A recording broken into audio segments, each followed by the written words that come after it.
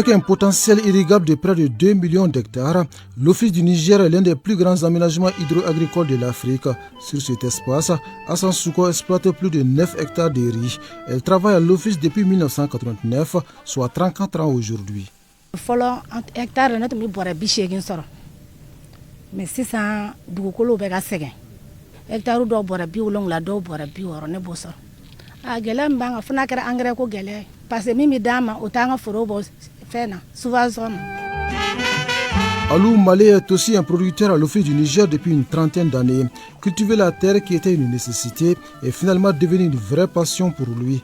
La surface qu'il exploite aujourd'hui est de 2 hectares. Bon, alhamdulillah, je suis là barkada soro nasira. Ambe se ka bore bi woro soro hectare la. Femi engrais ko yi o gelew de banga san office kono kusube kusube.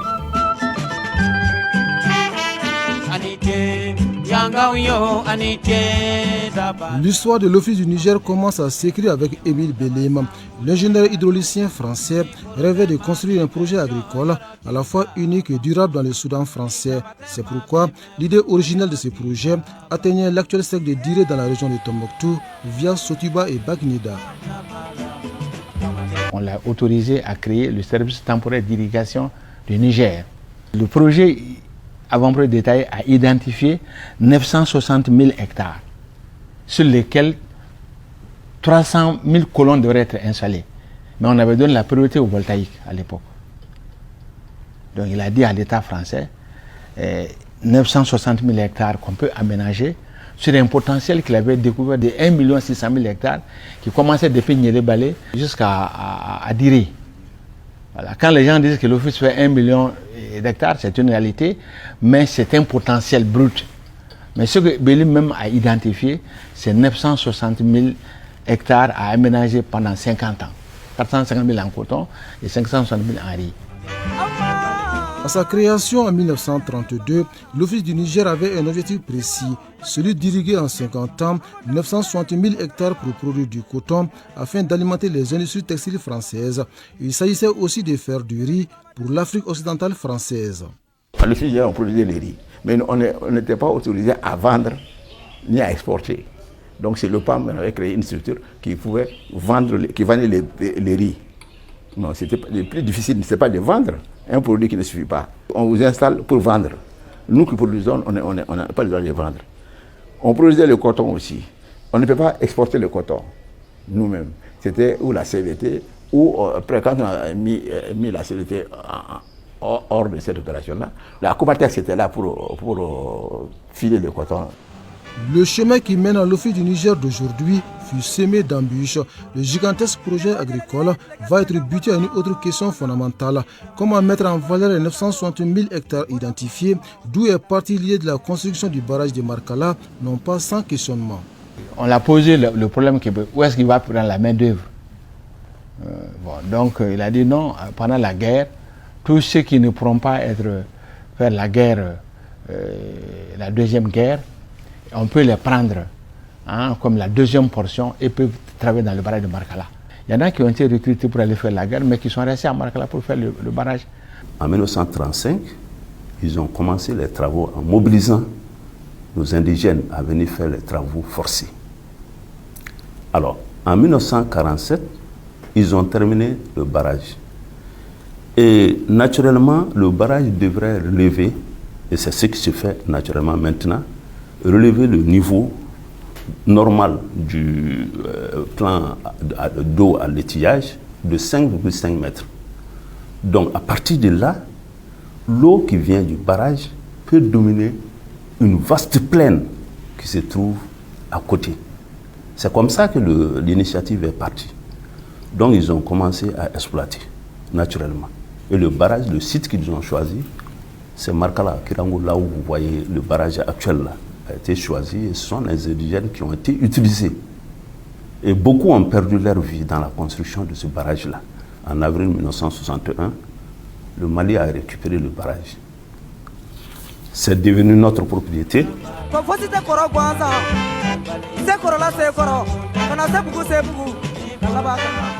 Le cas de l'Office du Niger, les voici. Sans le barrage de Markala, cette immense terre serait tout simplement un scandale géologique. Plus grande retenue d'eau au Mali, l'ouvrage est sous le poids de l'âge, plus de 76 ans aujourd'hui, puisqu'il a été inauguré en 1947. Grâce à un partenariat entre les ateliers militaires centraux et l'Office du Niger, l'infrastructure reçoit un coup de lifting. Dans le partenariat Office ateliers militaires centraux de Markala, on a divisé les travaux en conventions. La première convention concernait la réparation du chariot numéro 2 et les installations électriques et mécaniques du barrage. Ces travaux ont duré à peu près 1 an, pratiquement de mai 2022 à début 2023. Donc Dieu merci, l'office s'est dit vraiment très satisfait de l'œuvre réalisée. Comme on l'a si bien dit, le chariot numéro 2 nous a quand même donné beaucoup de problèmes. Comme vous l'avez remarqué là-bas, il y avait des paliers cassés, il y avait des coussinets cassés, les dispositifs du mouvement de translation étaient en difficulté et beaucoup d'autres installations au-dessus du chariot. La plateforme aussi était très fatiguée. L'ossature était aussi en état de destruction pratiquement. À la date d'aujourd'hui, le chariot numéro 2 fonctionne correctement. Dans la deuxième phase de la convention, il est également prévu d'autres grands travaux pour donner plus de résistance à cet ouvrage, combien stratégique pour le devenir de l'Office du Niger. Les travaux de la deuxième convention se porteront entre autres sur les premiers chariots et le troisième chariot, et les travaux de réhabilitation des écluses de Tchou, les travaux de réhabilitation des groupes électrogènes, la fourniture des lubrifiants et les vidanges des chariots et la fourniture des matières électriques et mécaniques des 3 chariots. Ces travaux vont s'étaler sur 2 ans. Vraiment, les partenariats se portent très bien. Vraiment, il y a totale confiance entre nous. Presque toutes les pièces de rechange du barrage ont été fabriquées dans ces ateliers. Ici, l'ingéniosité des professionnels séduit tout visiteur. Si la mission première de la structure est de fabriquer les équipements militaires, aujourd'hui, elle a à son arc plusieurs cordes. Les ateliers militaires de centraux de Markala ont comme mission équipement des états-majors et services pour les mobiliers de bureaux, la confection des supports pour les véhicules de combat. Bon, évidemment, il y a autre chose, les antennes paraboliques, autre chose. Le barrage de Markala est perçu comme l'oxygène qui permet à l'Office du Niger de respirer à plein poumon. Grâce à l'ouvrage, les travaux du réseau hydraulique se font sans grand souci. Il y a le réseau primaire qui contient les barrages et tout ce qui est adducteurs principaux ainsi qu'émissaires sont à la charge de l'État pour son entretien. Donc, et pour cela, l'Office reçoit de l'État une dotation pour l'entretien de ces réseaux. Le niveau secondaire, c'est la redevance collectée auprès des exploitants agricoles qui permet l'entretien de ces réseaux. Et le niveau tertiaire, qui est le dernier niveau, est fait sous fonds propres par les exploitants eux-mêmes. Donc globalement, il nous faut 6 milliards, sinon plus, pour exécuter un bon programme d'entretien. La longueur de ce réseau, c'est autour de 12 000 km. Si nous le comparons bien sûr au réseau routier national du Mali, c'est à peu près dans les mêmes proportions.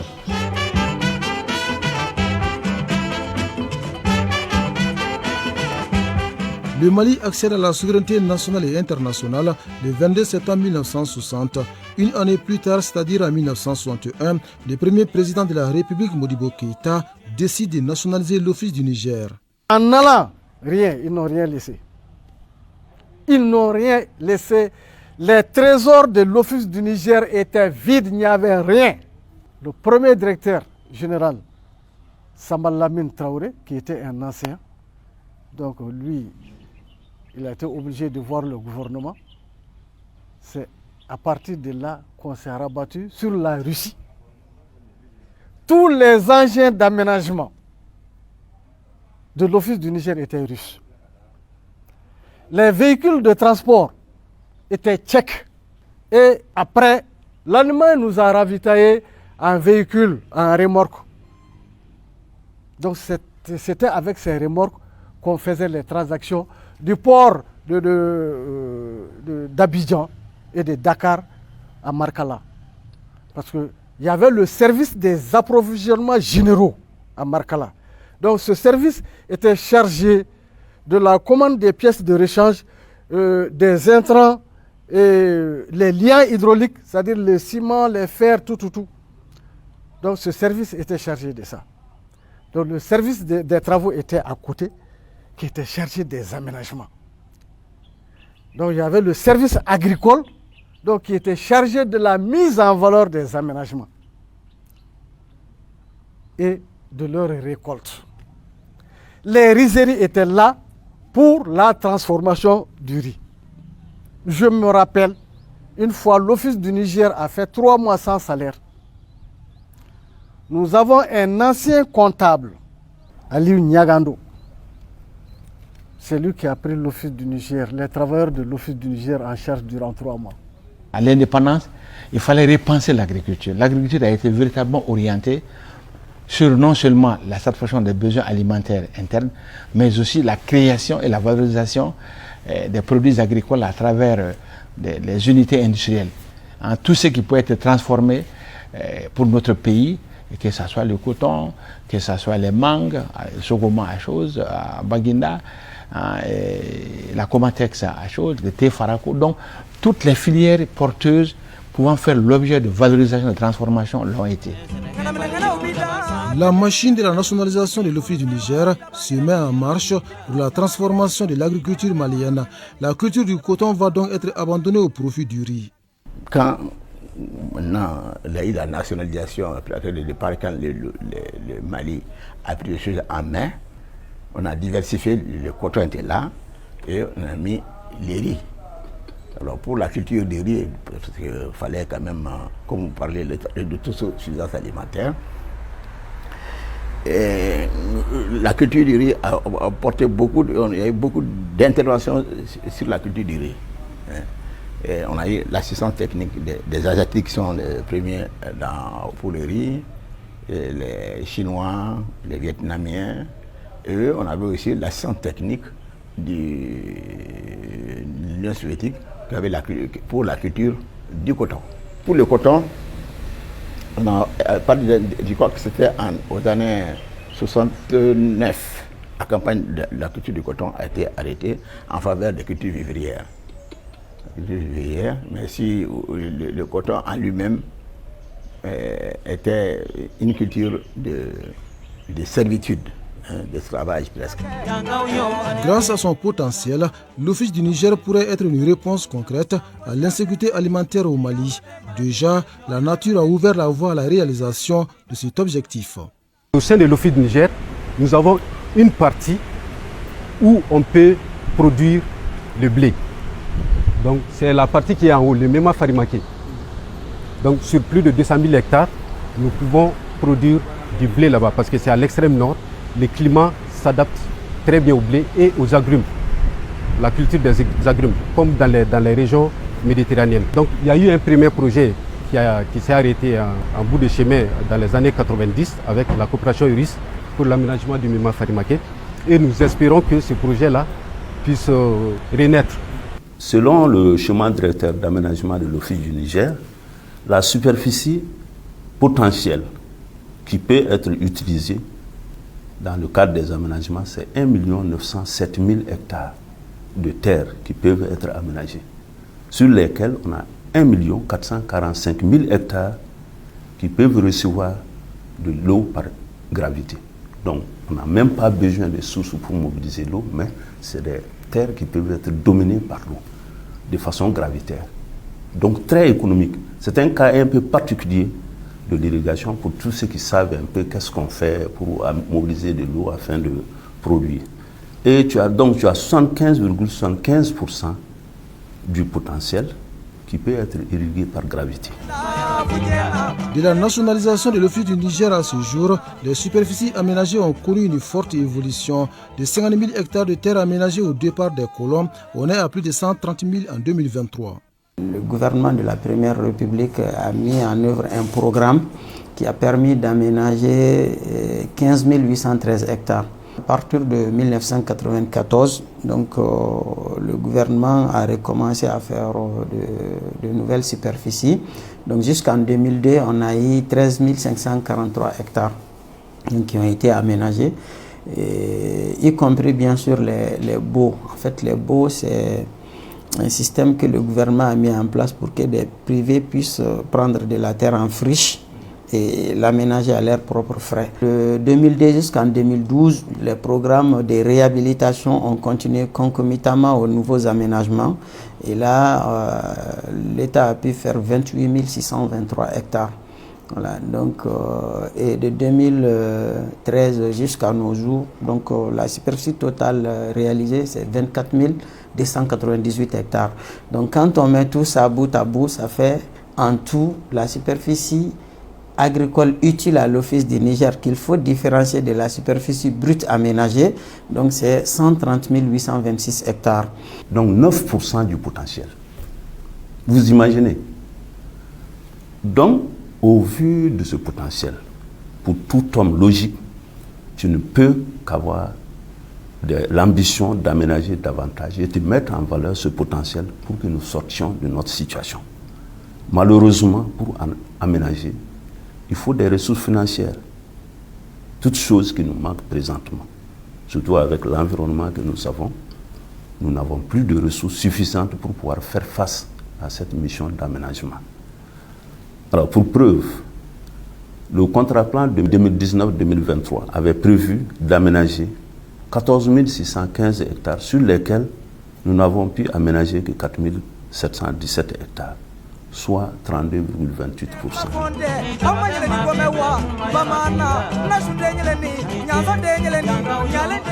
L'Office du Niger produit à hauteur de près de 30% du riz consommé à l'échelle nationale, une contribution assez significative qui fait de lui une structure clé afin que les Maliens nourrissent les Maliens.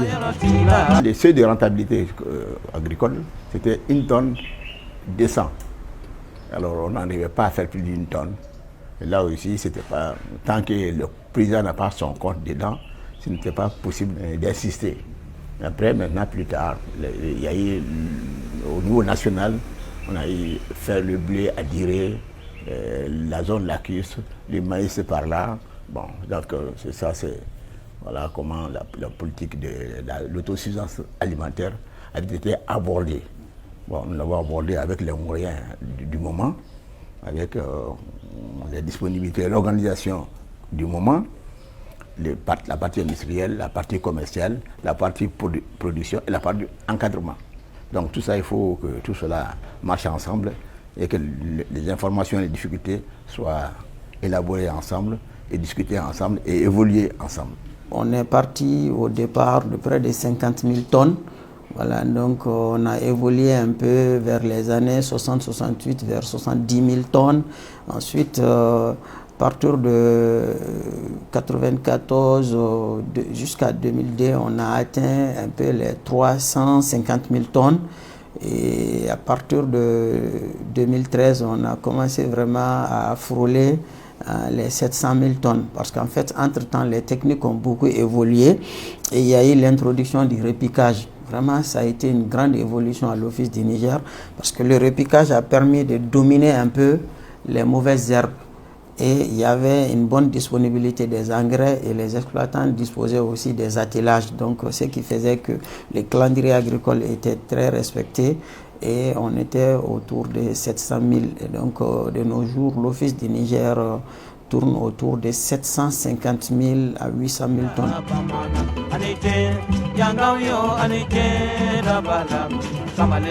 Pendant la campagne agricole, l'Office du Niger peut produire pas moins de 700 000 tonnes de riz paddy. Cette production vient des 7 zones de l'Office, dont Djabali, Nyono ou encore Kemassina.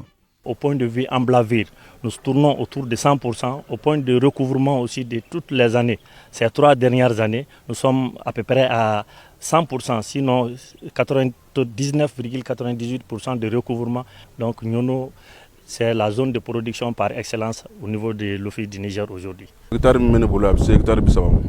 là, on va d'amener bore bi woro duru bore bi wolowla suivant tar yɛrɛ do an bɛ bɔrɛ 80 sɔrɔ sɛnɛ ye baara dɔ de ye an bɛ se ka an dahirimɛ ni an mago ɲɛ fɛnw sɔrɔ fɛn min na a kɔni ti ɲɛ cɛsiri kɔ sɛnɛkɛla bɛ k'i cɛsiri pour que i ka se k'i dahirimɛ ani mago ɲɛ fɛnw sɔrɔ. On ne construit plus en Banco à Massina parce que c'est comme on dit, hein, on ne bouge plus, les gens ne vont plus nulle part. Hein. Parce qu'il y a du boulot, il y a le riz, il n'y a plus la faim, il y a plus, bon, on est sorti de la dépendance alimentaire. Donc quand on a mangé là, on n'a pas faim là, eh bien, on réfléchit bien, on devient même intelligent.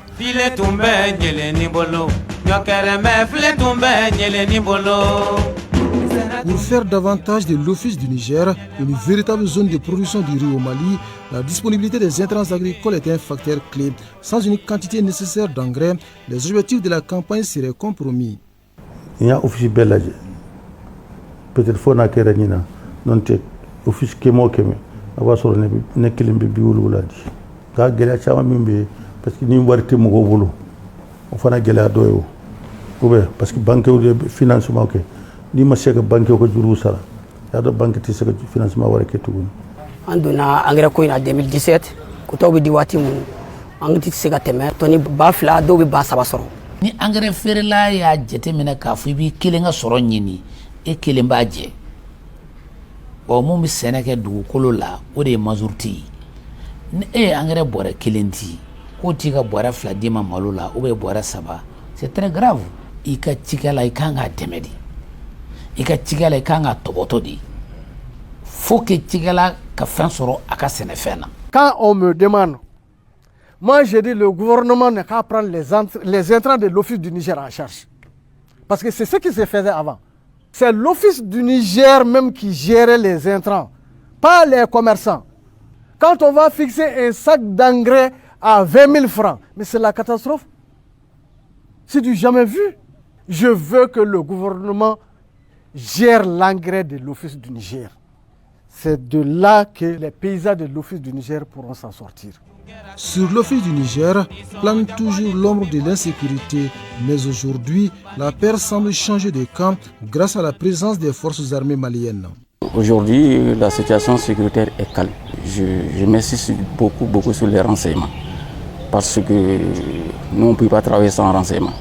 C'est eux qui sont sur le terrain, donc je les exhorte de donner chaque fois au temps opportun les informations pour qu'on puisse intervenir très vite. C'est à Kémasina où les gens se sont assis, discutés et tombés d'accord sur des trucs.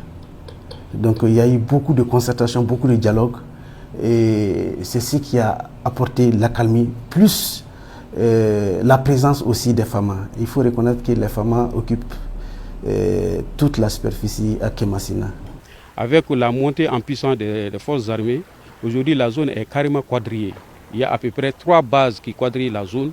Et ce que je vous dis aujourd'hui et qui est palpable et que nous vivons, c'est vraiment la sécurité qui s'améliore beaucoup. L'année dernière, nous n'avons pas pu mettre en valeur à peu près 7000 hectares. Et cette année, nous sommes à 96,70% de mise en valeur. Donc toutes les parties qui n'étaient pas accessibles l'année dernière ont été mises en valeur grâce à l'amélioration de la sécurité et surtout à la bonne collaboration entre l'Office du Niger et les forces de sécurité et de défense du Mali.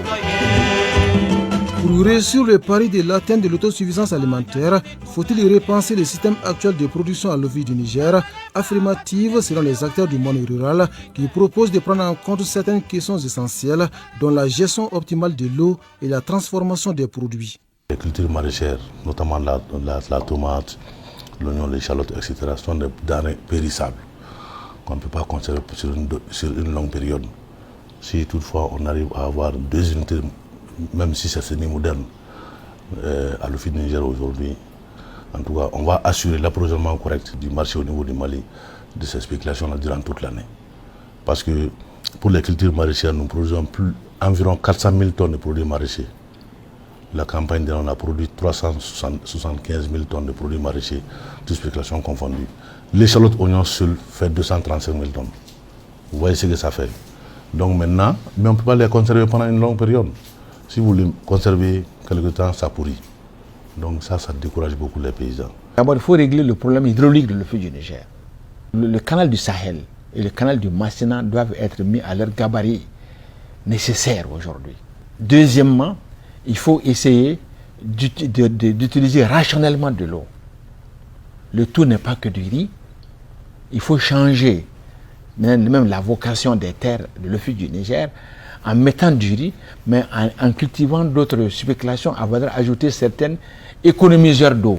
Donc il faut repenser la vocation même de production agricole à l'office du Niger en y intégrant d'autres spéculations à valeur ajoutée certaines. À l'office du Niger, on peut tout faire.